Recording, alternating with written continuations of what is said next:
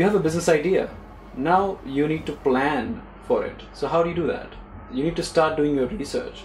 Okay, you need to build a need for your product, right? You need to show that you're solving some sort of a problem. Either there needs to be a need for your product today or a need for it in the future. But what is extremely important is that you identify the fact that your product fulfills a need. Sometimes the need might not even exist in the market. People might not even know about it. So let's look at the classic BlackBerry versus iPhone. BlackBerry built a great smartphone. The smartphone answered best-in-class email, it had the best data security, and it allowed enterprises to be in control of the devices that their employees had. Now look at what happened with the iPhone. People just do not want a smartphone that could answer emails. They also wanted their smartphone to do a lot to do with media. They wanted to play games on it. They wanted to be able to watch movies, listen to songs.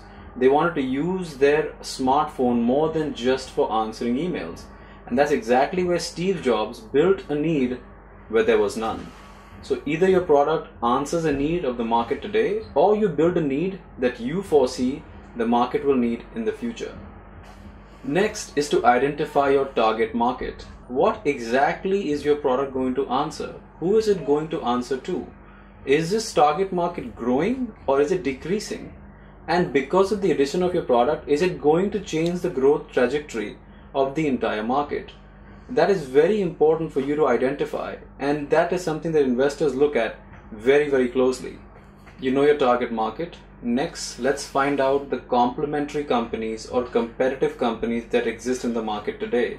They might not answer every single problem out there. They might not answer every single facet of the product or service that you have built.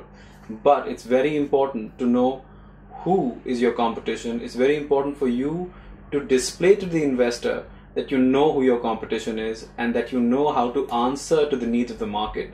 So do a detailed review of every single competitor that you have in the market.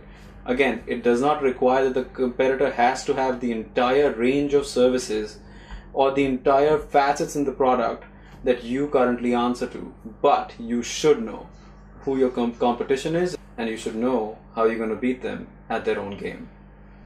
So now that you have data about your competition, next figure out what is the current market share scenario.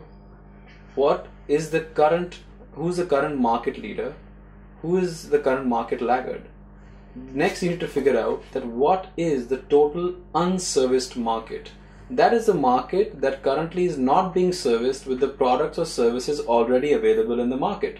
So it's important for you to identify that what are you going to compete against in terms of the current market share, and what is the unserviced market that you're going to go after.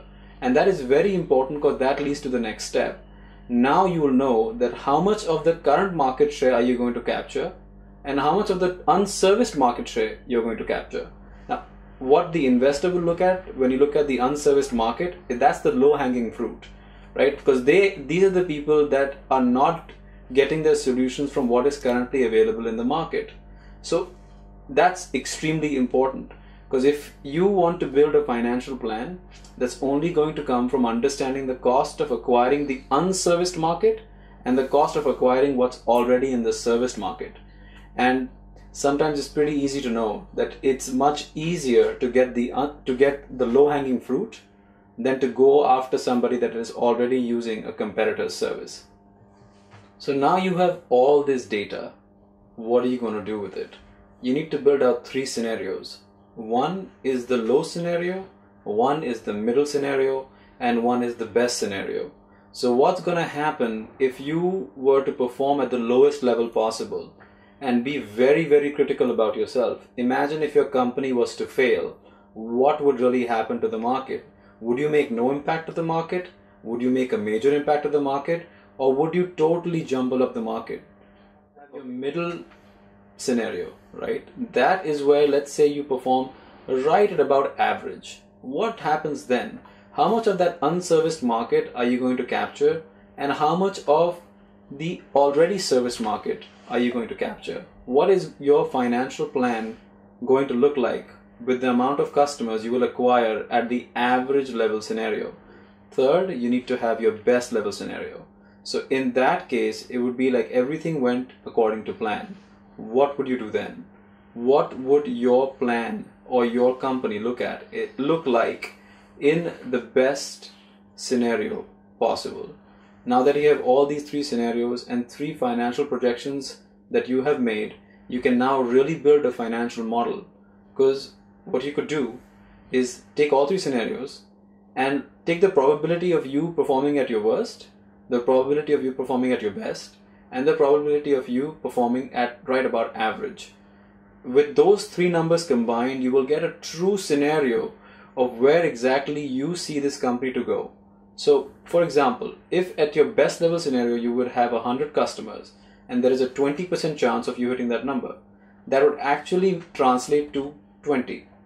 If at your middle level scenario, which is let's say 60%, you again had said that you would have 50 customers. So that would be translated to 30.